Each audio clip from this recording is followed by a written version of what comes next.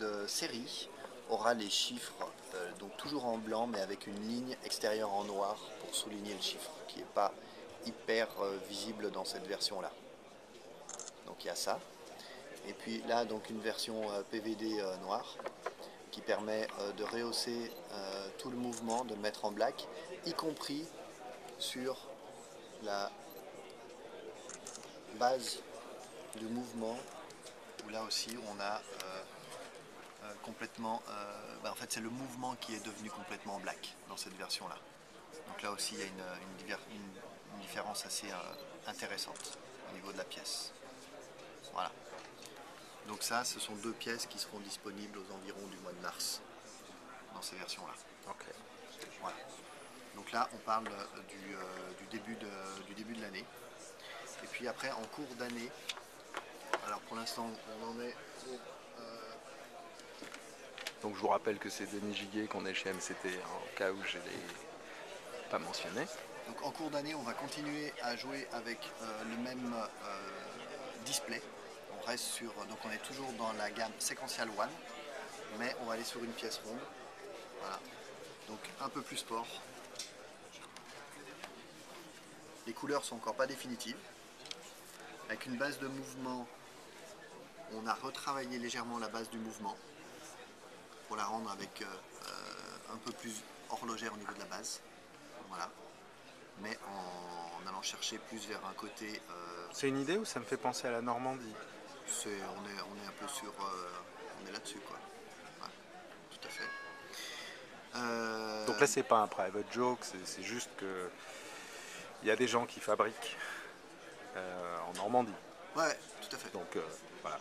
En sachant que là, ce sera entièrement fabriqué en Suisse. Bien Voilà. sûr. Voilà. On reste sur une fabrication suisse à Genève. Et puis, La taille de la boîte? alors, la taille de la boîte déjà, ce qui est très très important sur cette pièce-là, c'est que là c'est juste pour montrer où on en est aujourd'hui. La matière de la boîte sera dans une toute nouvelle matière. Voilà.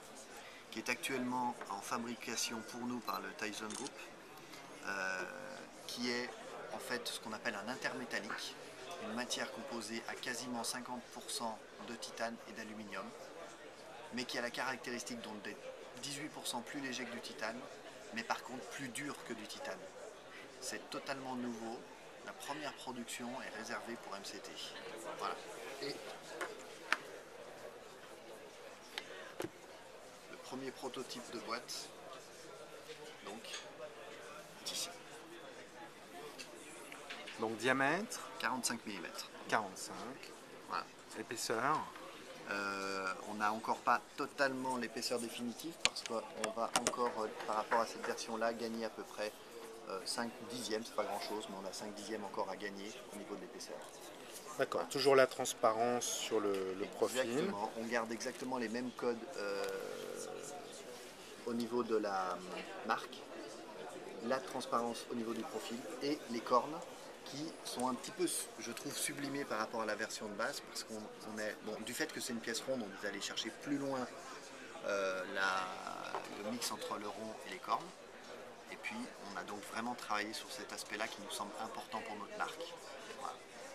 Cette montre donc aura, donc avec cette matière-là, on veut lui donner un tout petit côté un tout petit peu plus sportif, un peu plus contemporain au niveau de l'affichage.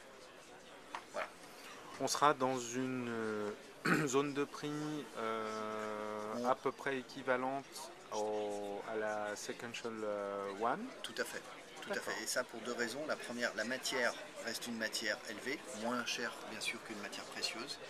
Mais par contre, on augmente considérablement les difficultés d'usinage. On est dans un matériau très dur, nouveau et qui demande plusieurs recuits dans sa phase de production. Voilà.